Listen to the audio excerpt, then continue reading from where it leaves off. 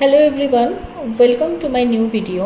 আজকে আমরা পঞ্চম শ্রেণীর আমাদের পরিবেশের 89 পেজ থেকে আলোচনা শুরু করব এবং আজকে যে টপিকটা নিয়ে আমি আলোচনা শুরু করব সেই টপিকটা আমাদের পরীক্ষার জন্য ভীষণ ইম্পর্ট্যান্ট একটা টপিক। তো চলো শুরু করি। স্মরণীয় যারা, আর তার আগে একটা কথা বলি, তোমরা যারা আমার চ্যানেলটাকে সাবস্ক্রাইব করেছো তাদেরকে অনেক অনেক ধন্যবাদ। যারা আমার ভিডিও দেখো তাদেরকে অনেক অনেক ধন্যবাদ। আর যারা আমার চ্যানেলটাকে এখনো সাবস্ক্রাইব করোনি তাদেরকে বলবো তোমরা অবশ্যই নতুন নতুন ভিডিও পাওয়ার জন্য আমার চ্যানেলটাকে সাবস্ক্রাইব করে দেবে। এবং এখানে শুধুমাত্র যে আমি ক্লাস 5-এর ভিডিও ছাড়ি তাই নয়, ক্লাস 5, 6, 7, 8, 9, 10 পর্যন্ত বিজ্ঞানের বিভিন্ন ভিডিও তোমরা আমার এই চ্যানেলে পাবে। সেখানে কিছু শর্টস আকারে আছে, কিছু বড় ভিডিও রয়েছে। তো তোমরা যারা এখনো সাবস্ক্রাইব করোনি তারা অবশ্যই একটা সাবস্ক্রাইব করে দেবে। স্মরণীয় যারা, স্মরণীয় আমরা কাদের বলি? স্মরণীয় হচ্ছে সেই সমস্ত মানুষজন যাদের আমাদের সমাজের প্রতি যাদের অবদান রয়েছে। স্মরণীয় বলতে আমরা বিভিন্ন মানুষজনকে বলতে পারি। কবি, সাহিত্যিক থেকে শুরু করে সমাজ সংস্কারক রয়েছেন, স্বাধীনতা সংগ্রামী রয়েছেন, কিছু বিজ্ঞানী রয়েছেন। আমরা সকলকে স্মরণীয়র মধ্যে ফেলতে পারি। কেউ আছেন যিনি আমাদের দেশে বিধবা বিবাহ প্রচলন করেছিলেন, কেউ আছেন সতীদাহ প্রথা রোধ করেছিলেন, কেউ আছেন উদ্ভিদের প্রাণ আছে যিনি প্রতিষ্ঠা করেছিলেন। তো বিভিন্ন স্মরণীয় মানুষদের কথা আজকে আমরা এখানে পড়ব। তো চলো শুরু করি। মৈরাম বলল, ভালো ভালো কাজ করে অনেকেই খুব বিখ্যাত হয়েছিলেন, তাদের আমরা চিরদিন মনে রাখি, তাই না? স্যার বললেন, হ্যাঁ, তাদের আমরা সম্মান করি, তাদের জন্মদিনে মৃত্যুদিনে শ্রদ্ধা জানাই। তোমরা জানো, যারা ক্লাস 5-এ পড়ো তারা দেখেছো স্কুলে যে আমরা বিভিন্ন মনীষীদের জন্মদিন স্কুলে পালন করে থাকি। 23শে জানুয়ারি পালন করি, নেতাজি সুভাষচন্দ্রের জন্মদিন। এছাড়া রবীন্দ্রনাথের জন্মদিন, মৃত্যুদিন 25শে বৈশাখ এবং 22শে শ্রাবণ দুটোই আমরা পালন করে থাকি। শুধু রবীন্দ্রনাথ ঠাকুর বা নেতাজি বলে নয়, আমরা বিভিন্ন বিদ্যাসাগরের জন্মদিন আমরা পালন করে থাকি। বিভিন্ন মনীষীদের জন্মদিন এবং মৃত্যুদিন আমরা পালন করে থাকি। এটার মানেটা কি? এটার মানে হচ্ছে এই জন্মদিন এবং মৃত্যুদিন পালনের মাধ্যমে আমরা তাদেরকে শ্রদ্ধা এবং সম্মান জানিয়ে থাকি। মথন বলল, যেমন রবীন্দ্রনাথ ঠাকুর, কাজী নজরুল ইসলাম, বঙ্কিমচন্দ্র চট্টোপাধ্যায়, হ্যাঁ, ওরা মনীষী, নানা রকম লেখা লিখেছেন, দেশের মানুষের ভালোর কথা ভেবেছেন, দেশের জন্য কাজ করেছেন, তাই তো আমরা ওদের লেখা পড়ি। বিভিন্ন মানুষজন বিভিন্নভাবে দেশের মানুষের কথা ভেবেছেন। রবীন্দ্রনাথ ঠাকুর নিজের কবিতা এবং গানের মাধ্যমে ব্রিটিশদের বিরুদ্ধে প্রতিবাদ করেছিলেন, ইংরেজদের বিরুদ্ধে প্রতিবাদ করেছিলেন, দেশের মানুষকে একত্রিত করেছিলেন। ঠিক সেই রকমই কাজী নজরুল ইসলাম, বঙ্কিমচন্দ্র চট্টোপাধ্যায়, ওনাদের নিজের মতো করে নিজের প্রতিবাদের ভাষায় ওনারা প্রতিবাদ করেছিলেন। মেরি বলল, দেশের মানুষের ভালো তো আরো অনেকেই করেছেন। রাজা রামমোহন রায়, ঈশ্বরচন্দ্র বিদ্যাসাগর, ডিরোজিও, স্বামী বিবেকানন্দ, ভগিনী নিবেদিতা, বেগম রোকেয়া, নিশ্চয়ই ওরা সবাই মনীষী। আগেকার দিনের মানুষের অনেক ভুল ধারণা ছিল। যেমন বাড়িতে মেয়ে জন্মালে অনেকে দুঃখ পেত, মেয়েদের বেশি লেখাপড়া শিখতে দিত না, অল্প বয়সে মেয়েদের বিয়ে দিয়ে দিত, কখনো কখনো বর মারা গেলে বউকেও তার সঙ্গে পুড়িয়ে মারত। সতীদাহ প্রথা, যেটা সতীদাহ প্রথা হচ্ছে আগেকার দিনে ছিল, যখন আগেকার দিনে খুব অল্প বয়সে মেয়েদেরকে অনেক বয়স্ক লোকেদের সাথে বিয়ে দেওয়া হতো এবং তারা স্বভাবত বিভিন্ন কারণে অসুস্থ হয়ে পড়তো বা কেউ মারা যেত। তখন মারা গেলে সেই সমস্ত অল্প বয়সী মেয়েদেরকেও তাদের সঙ্গে চিতাতে পুড়িয়ে দেওয়া হতো। এটা হচ্ছে সতীদাহ প্রথা। এইসব অন্যায় দেখে রামমোহন, ডিরোজিও, বিদ্যাসাগর প্রতিবাদ করেন। অনেক লড়াই করে তারা এইসব অত্যাচার বন্ধ করেন। দেশের সমস্ত মানুষ যাতে লেখাপড়া শিখতে পারে তার জন্য চেষ্টাও করেন। বই লেখেন, স্কুল বানান, সমাজকে নতুন করে গড়ে তোলেন। স্বামী বিবেকানন্দ দেশের মানুষকে হাতে কলমে শিক্ষার কথা বলেছিলেন। তাহলে দেশের মানুষকে হাতে কলমে শিক্ষার কথা বলেছিলেন কে? স্বামী বিবেকানন্দ। সতীদাহ প্রথা রোধ করছিলেন কে? রাজা রামমোহন রায়। এবং বিধবা বিবাহ প্রচলন করেন কে? ঈশ্বরচন্দ্র বিদ্যাসাগর।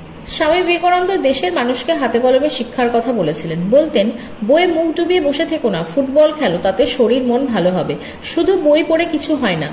তাহলে আমাদের বই পড়ার সাথে সাথে তোমরা যারা ছাত্রছাত্রী রয়েছ, ক্লাস 5-এ পড়ো, তোমাদের একটা জিনিস মনে রাখতে হবে, এই যে আমরা স্কুলে গিয়ে বিভিন্ন রকম অ্যাক্টিভিটির মধ্যে থাকি, অর্থাৎ আমাদের স্কুলে দেখবে বিভিন্ন রকম প্রজেক্ট করানো হয়, হাতের কাজ শেখানো হয়, সেখানে আমরা খেলাধুলা করি, টিফিন পিরিয়ডে আমরা খেলাধুলা করি, বা আমাদের টিফিনের পরেও একটা ক্লাস রাখা হয় যেখানে আমাদেরকে বিভিন্ন রকম খেলাধুলা শেখানো হয় বা পিটি প্যারেড করানো হয়। এগুলোর মধ্যে দিয়েও কিন্তু আমাদের অনেক কিছু জ্ঞান হয়। তাহলে শুধুমাত্র যে বই পড়লেই আমরা অনেক কিছু শিখতে পারবো তা কিন্তু নয়, বই পড়ার সাথে সাথে আমাদের বাইরের জগৎ সম্পর্কে অনেক কিছু জানতে হবে। আমাদের মাঝে মাঝে নিউজ পেপার পড়তে হবে, আমাদের টিভিতে নিউজ দেখতে হবে, তাহলে আমরা বাইরের জগৎ সম্পর্কে জানতে পারবো। আমাদের বিভিন্ন রকম শিক্ষামূলক ভিডিও দেখতে হবে যেখানে আমরা বিভিন্ন জিনিসপত্র, যেমন ধরো কোনো একটা বাঘের ভিডিও দেখলাম, মানে কোনো পশুর ভিডিও বা কোনো একটা বনের ভিডিও, সেখানে বিভিন্ন প্রাণীরা কিভাবে বসবাস করে, এই সমস্ত শিক্ষামূলক ভিডিওগুলো আমাদেরকে দেখতে হবে। এবং তার সাথে সাথে ধরো আমাদেরকে স্কুলে যখন কোনো কালচারাল প্রোগ্রাম হচ্ছে সেখানে অংশগ্রহণ করতে হবে, স্কুলে একটা আঁকা প্রতিযোগিতা হচ্ছে সেখানে আমাদের অংশগ্রহণ করতে হবে। তার মানে পড়াশোনার সাথে সাথে আরো বিভিন্ন কাজে আমাদেরকে এগিয়ে আসতে হবে। এবং শুধুমাত্র সেই কাজগুলো না, তার সাথে সাথে আমাদেরকে এটাও মনে রাখতে হবে আমাদের জীবনে যাতে মূল্যবোধের শিক্ষা হয়, অর্থাৎ আমাদের কেউ বিপদে পড়লে তাকে পাশে দাঁড়ানো বা তাকে কোনো কাজে হেল্প করা। বা ভগিনী নিবেদিতা নিজের জীবনের পরোয়া করেননি, প্লেগ রোগীদের সেবা করেছিলেন। তাহলে প্লেগ রোগীদের সেবা করেছিলেন কে? ভগিনী নিবেদিতা। বেগম রোকেয়া মেয়েদের পড়াশোনা শেখানোর জন্য চেষ্টা করেছিলেন। এরা সবাই আমাদের শ্রদ্ধার মানুষ। মৈরাং বলল, আমরা তো বিজ্ঞানী শিক্ষকদেরও প্রশংসা করি, যেমন আচার্য জগদীশ চন্দ্র বসু, আচার্য প্রফুল্ল চন্দ্র রায়। হ্যাঁ, আচার্য জগদীশ চন্দ্র বসু, আচার্য প্রফুল্ল চন্দ্র রায় ছিলেন বিরাট বিজ্ঞানী, আবার খুব ভালো শিক্ষকও ছিলেন। ওরা ছাত্রছাত্রীদের খুব ভালোবাসতেন। তাছাড়া সত্যেন্দ্রনাথ বসু, মেঘনাথ সাহা, প্রশান্ত চন্দ্র মহালনবিশ প্রমুখ বিজ্ঞানীদেরও আমরা শ্রদ্ধা করি। পলাশ বলল, আবার গান্ধীজি নেতাজির জন্মদিনেও তো আমরা পতাকা তুলি, ওদের শ্রদ্ধা জানাই। হ্যাঁ, ওরা দুজনেই আমাদের দেশকে স্বাধীন করার জন্য অনেক লড়াই করেছিলেন। মহাত্মা গান্ধী সাধারণ মানুষকে একজোট করেছিলেন। মহাত্মা গান্ধীর আন্দোলন মানে স্বাধীনতা আন্দোলনে মহাত্মা গান্ধীর ভীষণ বড় ভূমিকা ছিল। তিনি একদম প্রত্যন্ত গ্রামাঞ্চলের বিভিন্ন মানুষকে একজোট করার ক্ষেত্রে গান্ধীজির ভূমিকা ছিল অতুলনীয়। মহাত্মা গান্ধী সাধারণ মানুষকে একজোট করেছিলেন, তাদের নিয়ে ইংরেজদের বিরোধিতা করেছিলেন। নেতাজি সুভাষচন্দ্র বসু ইংরেজদের বিরুদ্ধে লড়াই করার জন্য আজাদ হিন্দ ফৌজ বানিয়েছিলেন। তাহলে আজাদ হিন্দ ফৌজ বানিয়েছিলেন ইংরেজদের বিরুদ্ধে লড়াই করার জন্য কে? নেতাজি সুভাষচন্দ্র বসু। তাই তো ওদের আমরা আজও শ্রদ্ধা করি, ওদের কাজকর্মের আলোচনা করি, সেই সব কাজকর্ম থেকে আমরা শেখার চেষ্টা করি। এই যে তোমরা বিভিন্ন জন্মদিন, বিভিন্ন মনীষীদের জন্মদিন পালন করো, সেখানে আমি তোমাদের প্রথমেই শুরুতে বললাম যে আমরা ওনাদেরকে শ্রদ্ধা বা সম্মান জানানোর জন্য এই সমস্ত জন্মদিনগুলো পালন করে থাকি। এবার শুধু শ্রদ্ধা বা সম্মান জানানো নয়, এই যে আমাদের দেখবে শিক্ষক শিক্ষিকারা তাদের সম্পর্কে আমাদেরকে কিছু বক্তব্য রাখেন, মানে তারা কি করেছিলেন, দেশের মানুষের জন্য কিভাবে সেবা করেছিলেন, সেই সমস্ত সম্পর্কে কিছু তথ্য আমাদেরকে রাখেন।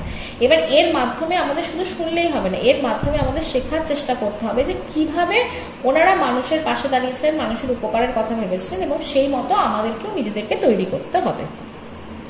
লীনা বলল, আরো অনেকেই তো দেশের জন্য লড়াই করেছেন তো, অনেকদিন ধরে লড়াই করে দেশের মানুষ স্বাধীন হয়েছে। অনেক লোক সেই লড়াইয়ে ছিল, তাদের সবার নাম আমরা জানি না। তোমাদের অনেকের বাড়িতে তেমন মানুষ আছেন, আবার অনেকের নাম আমরা জানি। সেই জানা অজানা সব মানুষই আমাদের শ্রদ্ধার, তবে কেউ কেউ খুব বিখ্যাত হয়ে আছেন তাদের কাজের জন্য, তাদের আমরা সবাই মনে করি। রাবেয়া বলল, যেমন ক্ষুদিরাম বসু, প্রফুল্ল চাকি, বিনয় বাদল, দীনেশ মাস্টারদা, সূর্য সেন, বাঘা যতীন, ভগৎ সিং। হ্যাঁ, খুব অল্প বয়সে দুই বন্ধু লড়তে গিয়েছিলেন দেশের জন্য, ক্ষুদিরাম বসু ও প্রফুল্ল চাকি। ক্ষুদিরাম বসু ও প্রফুল্ল চাকি। সুশীল সেন নামে একজন ছাত্র ছিল, ইংরেজদের শাসনের বিরোধিতা করার জন্য তাকে বেত মারা হয়। তাহলে ইংরেজ শাসনের বিরোধিতা করার জন্য বেত মারা হয় এমন একজনের নাম বললে আমরা কি লিখবো? সুশীল সেন। তাকে নিয়ে গান লেখা হয়েছিল, বেত মেরে তুই মা ভোলাবি, আমরা কি মার সেই ছেলে। এখানে মা মানে দেশ। সূর্য সেন ছিলেন মাস্টার মশাই, তিনি ছাত্রছাত্রীদের দেশের কথা বলতেন, দেশের মানুষের দুঃখ কষ্টের কথা জানাতেন, দেশের মানুষের হয়ে কাজ করার জন্য উৎসাহ দিতেন। নিজেও সরাসরি ইংরেজ শাসন দূর করার জন্য কাজ করেছেন। বিনয় বাদল, দীনেশ, বাঘা যতীন, ভগৎ সিং এরা সবাই স্বাধীনতার জন্য লড়াই করেছিলেন। অনেকে লড়তে গিয়ে মারা গিয়েছিলেন, তাদের দেখে আরো অনেক মানুষ লড়াই করতে এগিয়ে এসেছেন। এইসব লড়াই এক জায়গায় হয়ে 1947 সালের 15ই আগস্ট দেশ স্বাধীন হয়েছে। তাহলে দেশ স্বাধীন করার জন্য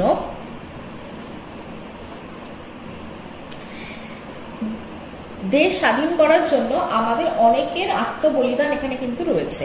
তাহলে শুধুমাত্র একজনের লড়াই কিন্তু দেশের স্বাধীনতা আসেনি, বিভিন্ন সময় বিভিন্ন স্বাধীনতা সংগ্রামীরা তারা বিভিন্ন জায়গায় লড়াই আন্দোলন করেছেন। যেমন গান্ধীজি রয়েছেন, নেতাজি সুভাষচন্দ্র বসু রয়েছেন, ঠিক সেরকম ভাবে আমাদের গ্রাম বাংলায় প্রচুর মানুষজন রয়েছেন যারা বিভিন্ন সময় বিভিন্ন জায়গায় কৃষক বিদ্রোহ থেকে শুরু করে শ্রমিক বিদ্রোহ থেকে শুরু করে বিভিন্ন জায়গায় বিভিন্ন ছোট ছোট আন্দোলন তৈরি করেছিলেন, ইংরেজ শাসনের বিরোধিতা করেছিলেন।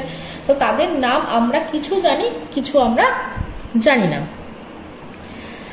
আচ্ছা, আজ তোমরা স্বাধীন ভারত দেখছো, এই স্বাধীনতার পেছনে এদের সবার চেষ্টা আছে। রবি বলল, মেয়েরাও তো স্বাধীনতার জন্য লড়াই করেছিল। মাতঙ্গিনী হাজরা, প্রীতিলতা ওয়াদ্দেদার, কল্পনা দত্ত, নিশ্চয়ই দেশের জন্য লড়াইতে মেয়েরাও এগিয়ে এসেছিলেন, ইংরেজ শাসনের অত্যাচারের বিরুদ্ধে এগিয়ে গিয়েছিলেন, অস্ত্র হাতে লড়াই করেছিলেন। প্রীতিলতা ওয়াদ্দেদার, কল্পনা দত্ত অস্ত্র হাতে লড়াই করেছিলেন। মাতঙ্গিনী হাজরা অসংখ্য মানুষকে একজোট করে লড়াই করেছিলেন, ইংরেজদের ভয় দেখিয়েছিল, তবু মাতঙ্গিনী লড়াই ছাড়েনি। গান্ধীজির মতোই মাতঙ্গিনী লড়াই করেছিলেন, তাই লোকে তাকে শ্রদ্ধা করে গান্ধীবুড়ি নাম দিয়েছিলেন। মানে সাধারণ মানুষের প্রতি গান্ধীজির যে জায়গাটা ছিল বা যে অবদানটা ছিল সাধারণ মানুষকে একজোট করার পেছনে, ঠিক সেরকম মাতঙ্গিনী হাজরাও সাধারণ মানুষের কে একজোট করতে পেরেছিলেন, সেই কারণে তাকে গান্ধীবুড়ি বলা হতো। এমন আরো অনেক মানুষ আছেন, তোমরা আস্তে আস্তে সবার কথাই জানবে। এদের সবার কাছ থেকেই আমাদের অনেক কিছু শেখার আছে, সেই সব শিখতে পারলেই আমরা তাদের আসলে শ্রদ্ধা জানাতে পারবো। তাহলে এখান থেকে ইম্পর্টেন্ট প্রশ্নগুলো কি, দেশের মানুষকে হাতে কলমে শিক্ষার কথা বলেছিলেন কে, প্লেগ রোগীদেরকে সেবা করেছিলেন, মেয়েদের শিক্ষার পেছনে কে লড়াই করেছিলেন, মেয়েদের শিক্ষার জন্য লড়াই করেছিলেন বেগম রোকেয়া। এছাড়া দুজন স্বাধীনতা সংগ্রামীর নাম বলো যারা দেশের জন্য প্রাণ দিয়েছিলেন। ইংরেজ শাসনের বিরোধিতা করার জন্য কাকে বেত মারা হয়েছিল, মাস্টারদের নামে কে পরিচিত ছিলেন। এইরকম প্রচুর শর্ট প্রশ্ন এখানে রয়েছে, খুব গুরুত্বপূর্ণ। তো এবার আমরা যেটা পড়বো 93 পেজ, দিবস পালন আমাদের উৎসব। স্কুলে কার কার জন্মদিন পালন করা হয়, সবাই খোঁজ করতে শুরু করলো। উঁচু ক্লাসের একজন বলল, মনীষীদের জন্মদিনের পাশাপাশি আরো নানা রকম দিবস পালন করা হয়। দেখবে আমরা 23শে জানুয়ারি পালন করি, 26শে জানুয়ারি পালন করি এবং 15ই আগস্ট পালন করি, 2 অক্টোবর গান্ধী বার্থডে পালন করি। তার আগে আমরা 25শে বৈশাখ, 22শে শ্রাবণ, তার সঙ্গে বিদ্যাসাগরের জন্মদিন, আমরা ক্ষুদিরাম বসুর মৃত্যুদিন পালন করি এবং তার সাথে সাথে দেখবে আমরা স্বাধীনতা দিবস, শিশু দিবস, শিক্ষক দিবস, প্রজাতন্ত্র দিবস। মানে শুধু যে আমরা মনীষীদের জন্মদিন মৃত্যুদিনটাকে পালন করছি তা না, তাছাড়াও আমরা কিছু দিবসকে খুব গুরুত্বপূর্ণ ভাবে পালন করে থাকি। যেমন স্বাধীনতা দিবস, 15ই আগস্ট, প্রজাতন্ত্র দিবস বা গণতন্ত্র দিবস, যে সাধারণতন্ত্র দিবস আমরা অনেকে বলে থাকি, যেমন 26শে জানুয়ারি। এছাড়া আমরা পরিবেশ দিবস পালন করে থাকি, আমরা 14ই নভেম্বর শিশু দিবস পালন করে থাকি, আমরা স্বাধীনতা দিবস 15ই আগস্ট পালন করে থাকি। তাহলে বিভিন্ন দিন আমরা বিভিন্ন ভাবে পালন করে থাকি। সাধারণতন্ত্র দিবস, স্বাধীনতা দিবস, শিক্ষক দিবস, শিশু দিবস, পরিবেশ দিবস, অরণ্য সপ্তাহ। হীরামতি বলল, পরিবেশ দিবস পালন করাই উচিত, পরিবেশ ভালো না থাকলে আমরা সুস্থ থাকতে পারবো না।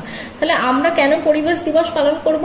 তার কারণ আমাদের এখনো মানুষকে সচেতন করার প্রয়োজন আছে। এখনো আমরা এখানে গাছ কেটে ফেলছি, নতুন করে গাছ লাগাচ্ছি না, এখানে সেখানে প্লাস্টিক ফেলে রাখছি। তাহলে মানুষকে সচেতন করার জন্য যাতে মানুষ গাছ লাগায়, এবং সেই কারণের জন্য আমরা এই সমস্ত দিবসগুলো বা পরিবেশ দিবস আমাদের পালন করা উচিত।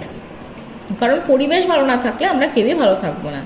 মথন বলল, অরণ্য তো অনেকটাই ধ্বংস হয়েছে, এখন অরণ্য সপ্তাহে কত গাছ লাগাই আমরা, উদ্ভিদ ছাড়া প্রাণীরা বাঁচবে না, একথা বারবার মনে করানো দরকার। তাই অরণ্য সপ্তাহ পালন, দেখবে আমরা স্কুলে অরণ্য সপ্তাহ পালন করি, সেখানে আমরা গাছ লাগাই। এবার শুধুমাত্র মানে ওই একটা দিন পালন করলেই হবে না, আমাদেরকে কি করতে হবে, মাঝে মাঝে গাছ লাগাতে হবে, নিজেদের বাড়িতে ছোট ছোট গাছ লাগাতে হবে। যদি আমরা বড় কোনো গাছ কেটে ফেলি তার বদলে আমাদের ছোট গাছ লাগাতে হবে। মানে আমাদের বনসৃজনের উপর জোর দিতে হবে। যেহেতু আমাদের সমাজ ব্যবস্থা উন্নত হচ্ছে, আমরা বাড়িঘর তৈরি করছি, জনসংখ্যা বাড়ছে, কলকারখানা তৈরি হচ্ছে, তো বিভিন্ন সময় আমাদের বন জঙ্গলগুলো কেটে ফেলা হচ্ছে, চাষের জমি তৈরি করার জন্য বন জঙ্গল কেটে ফেলা হচ্ছে। কিন্তু যেমন আমরা বন জঙ্গল কেটে ফেলছি, ঠিক সেরকম ভাবে আমাদের নতুন করে কিছু কিছু গাছ লাগিয়ে সেখানে নতুন করে আমাদের বন তৈরি করতে হবে। মৈরাক বলল, মানুষ স্বাধীনতা চায়, 15ই আগস্ট স্বাধীনতা দিবস তো আমরা পালন করবই। আবার সর্বপল্লী রাধাকৃষ্ণনের জন্মদিন, সেদিন আমরা শিক্ষক দিবস হিসেবে পালন করি। তাহলে শিক্ষক দিবস আমরা কার জন্মদিনে পালন করি? ডক্টর সর্বপল্লী রাধাকৃষ্ণন।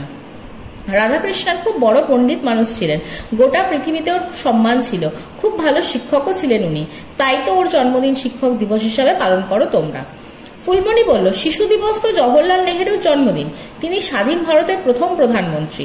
তাহলে কার জন্মদিন আমরা শিশু দিবস হিসেবে পালন করি? 14ই নভেম্বর, পণ্ডিত জওহরলাল নেহেরুর জন্মদিন। পণ্ডিত জওহরলাল নেহেরু কে ছিলেন? স্বাধীন ভারতের প্রথম প্রধানমন্ত্রী ছিলেন পণ্ডিত জওহরলাল নেহেরু। শিশুদের উনি খুব ভালোবাসতেন, তাই তো সেই দিনটা আমরা শিশু দিবস হিসেবে পালন করি।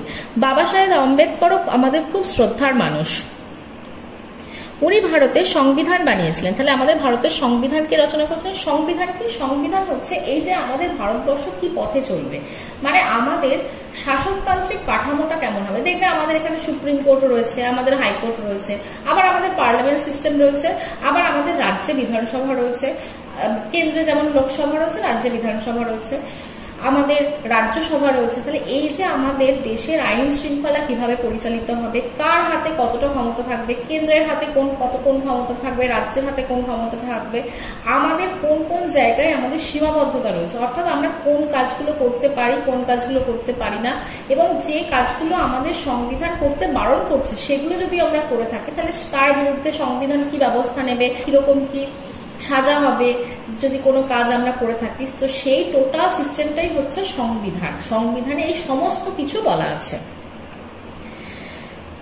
এই সংবিধানকে রচনা করেছিলেন ডক্টর বি.আর. আম্বেদকর, অর্থাৎ বাবা সাহেব আম্বেদকর। উনি, তাই তো সবাই তাকে শ্রদ্ধা করে।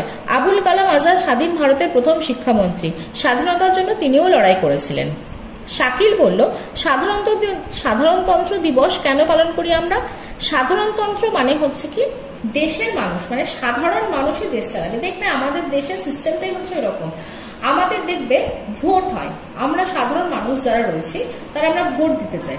আমাদের দেখবে 3 রকমের ভোট হয়। একটা হচ্ছে আমাদের পঞ্চায়েত নির্বাচন, যেখানে আমরা পাড়ায় আমাদের পাড়াটাকে কে পর্যালোচনা, মানে কে পরিচালনা করবে সেটা ঠিক হয়। একটা হচ্ছে পাড়ার ভোট, হচ্ছে যেখানে আমরা পাড়ার সদস্য নির্বাচন করে থাকি। একটা হয় বিধানসভা নির্বাচন, যেখানে আমাদের রাজ্যকে পরিচালনা করবে সেটাকে আমরা নির্বাচন করে থাকি। আর একটা হয় লোকসভা নির্বাচন, যেখানে আমাদের দেশটাকে পরিচালনা করবে সেটা নির্বাচন হয়ে থাকে। তাহলে এই যে লোকসভা, এই যে প্রধানমন্ত্রীর যে মন্ত্রী পরিষদ, তারা কি আমাদের ভোটে নির্বাচিত হয়। সুতরাং আমরা ঠিক করব কে নির্বাচিত হবে, কে নির্বাচিত হবে না। বা আমরা ধরো রাজ্যের কথা যদি আমরা চিন্তা করি, মুখ্যমন্ত্রী থেকে শুরু করে মুখ্যমন্ত্রীর যে মন্ত্রী পরিষদ রয়েছে সেটাকে কে নির্বাচন করে? আমরা নির্বাচন করি। আমরা ভোট দিই তাদেরকে, বিভিন্ন জায়গা থেকে বা বিভিন্ন কেন্দ্র থেকে তাদেরকে আমরা জেতাই, তারপর তারা সেখানে গিয়ে আমাদের হয়ে প্রতিনিধিত্ব করে। আবার আমরা যদি পঞ্চায়েত নির্বাচনের কথা বলি, আমরা পাড়ার একজনকে জেতাচ্ছি, তিনি পঞ্চায়েতে গিয়ে আমাদের হয়ে প্রতিনিধিত্ব করছেন, আমাদের বিভিন্ন সুযোগ সুবিধা এনে দিচ্ছেন। তার মানে কি, আমরা ঠিক করছি, আমরা সাধারণ মানুষ, আমরা ঠিক করছি যে আমরা কাকে দিয়ে দেশ চালাবো, কাকে দিয়ে রাজ্য চালাবো। সেই কারণের জন্য আমরা সাধারণতন্ত্র কথাটা এখন ব্যবহার করি। রাজার ছেলে রাজা হবে এমনটি চলবে না। আজ যে সাধারণ লোক সেই পরে ভোটে জিতে সরকারের প্রধান হতে পারে। যেমন তোমরা যদি দেখো আমাদের মুখ্যমন্ত্রীর কথা বা প্রধানমন্ত্রীর কথা, ওনারা কিন্তু আমাদের মতো সাধারণ মানুষ ছিলেন একটা সময়, কিন্তু তারপর তারা লড়াই করেছে, আন্দোলন করেছে, বিভিন্ন কাজকর্ম করেছে, তারপর তারা তাদের যে রাজনৈতিক দল আছে সেই দল থেকে জিতে গিয়ে সেখানে গিয়ে প্রতিনিধিত্ব করছে আমাদের দেশ বা রাজ্যের হয়ে। স্বাধীন দেশটা কেমন করে আমরা চালাবো তার এমন নিয়ম চালু হয়েছিল 1950 সালের 26শে জানুয়ারি। এই তারিখটাই ভারতবর্ষের সাধারণতন্ত্র দিবস। তাহলে কোন দিনটা আমরা সাধারণতন্ত্র দিবস বা প্রজাতন্ত্র দিবস হিসেবে পালন করি? 26শে জানুয়ারি। এবার কেন প্রজাতন্ত্র কথাটা এখন উঠে গিয়ে এখন সাধারণতন্ত্র কথাটা এসছে? কারণ আমাদের এখানে রাজা সিস্টেম নেই, রাজা প্রজা এই ধরনের সিস্টেম কিন্তু আমাদের ভারতবর্ষের গণতন্ত্রে নেই। সেই কারণের জন্য প্রজাতন্ত্র কথাটা উঠে গিয়ে এখন সাধারণতন্ত্র কথাটা ব্যবহার করা হচ্ছে। এই দিনটাও পালন করা উচিত। আর কোন দিবস পালন করতে চাও তা নিয়ে তোমরা আলোচনা করো, তারপর লেখো। আমরা ক্লাসের মধ্যেও পালন করতে পারি। 95 পেজ। কেউ যেন না হারিয়ে যায়। আর কোন দিবস পালন করব এই নিয়ে অনেক তর্ক হলো। মৈরাং বলল, বিরসা মুন্ডার জন্মদিন পালন করব। ইংরেজদের সঙ্গে লড়াই করেছিলেন বিরসা মুন্ডা তার সঙ্গীরা বনভূমিতে বসবাসের অধিকার রক্ষার জন্য ইংরেজ এবং তাদের দেশীয় সঙ্গীদের বিরুদ্ধে লড়াই করেছিলেন। ইমদাদ বলল, আমার নানা নানি এসেছিলেন, ওরা উত্তর 24 পরগনায় থাকেন। তারা বিশ্বার নাম শুনেছেন, কিন্তু তার লড়াইয়ের কথা খুব ভালো করে জানেন না। নানা আমাকে বলেন, তুমি স্কুল থেকে ভালো করে বিশ্বার বিষয়ে জেনো।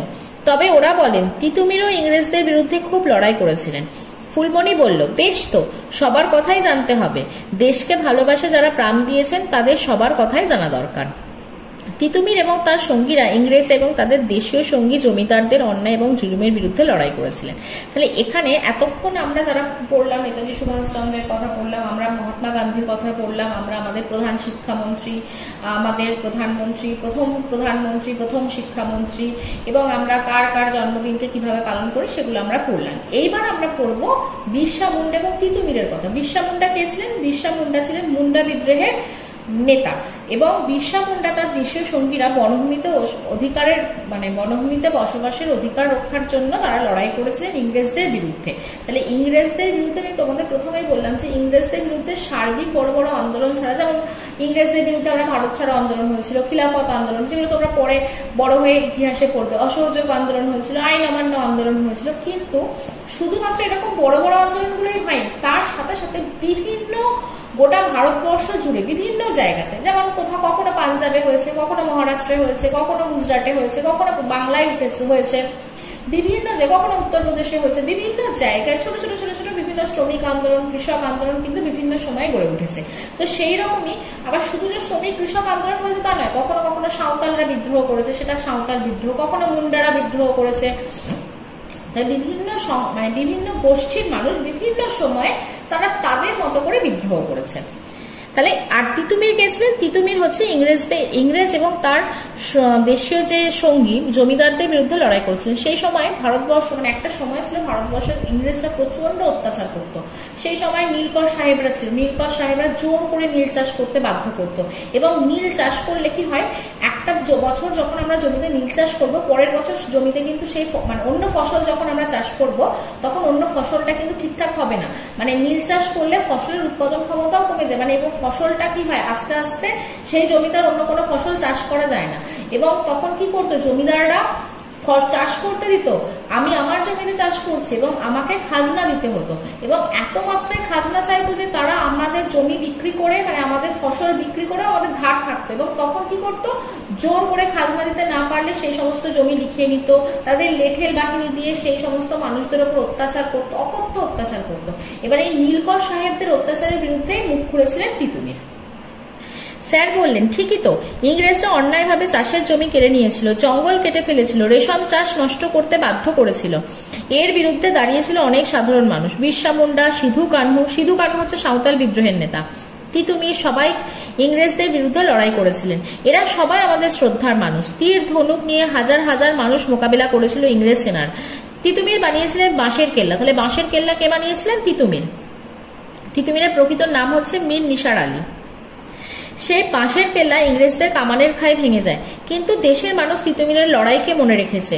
তবে নিজের এলাকায় যারা ভালো কাজ করেছেন তাদের কথাও নিশ্চয়ই জানবে, অন্য সমস্ত অঞ্চলের কথাও জানার চেষ্টা করবে। দিদিদের কলেজ করেছিলেন আরতি ঠাকুর। তিনি আর আরতি ঠাকুমা দুজনেই স্বাধীনতার জন্য জেল খেটেছিলেন। আমরা তাদের জন্মদিন পালন করব নিশ্চয়ই। সেই সব দিনে তাদের সম্পর্কে জানা হবে, কলেজ হওয়ায় কি সুবিধা হয়েছে সে নিয়ে আলোচনা শুরু হবে। শুধু দিবস পালন নয়, নিজের এলাকার মানুষদের ভালো কাজের কথা আগে বুঝবো, নাহলে ভালো কাজ কথাটার মানেই বা বুঝবো কি করে। তাহলে ভালো কাজ মানে হচ্ছে সমাজের বিভিন্ন মানুষের পাশে দাঁড়ানো, তাদের হয়ে কোনো কাজ করা, সমাজ ব্যবস্থাকে এগিয়ে নিয়ে চলা। হীরামতি বলল, এই তো, আমরা নানা পশুর মুখোশ তৈরি করি, মুখোশ পরে নাচ গান করি, এগুলো দেখতে সবাই ভালোবাসে। এগুলো করা ভালো? নিশ্চয়ই ভালো। অনেক জায়গাতে অনেক লোক এখন এরকম মুখোশ নাচ করছে। মুখোশ নাচ আমরা ইয়েতে দেখতে পাই, পুরুলিয়াতে দেখতে পাই ছৌ নাচ। ময়রাং বলল, বিষ্ণুপুরে টেরাকোটার কাজ হয়, দীঘায় ঝিনুক দিয়ে মূর্তি হয়, কোথাও সুন্দর মাদুর হয়, কোথাও বেতের জিনিস হয়, কোথাও সুস্বাদু সরপুরিয়া হয়।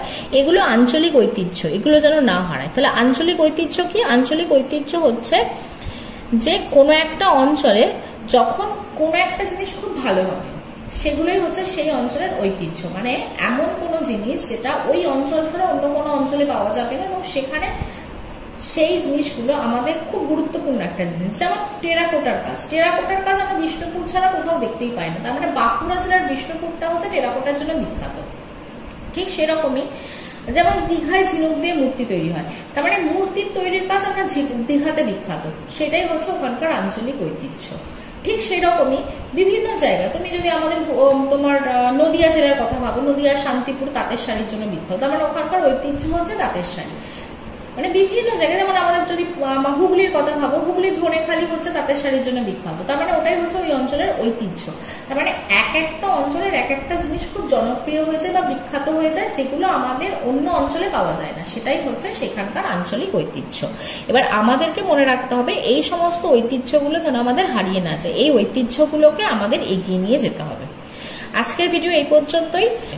থ্যাংক ইউ সকলকে।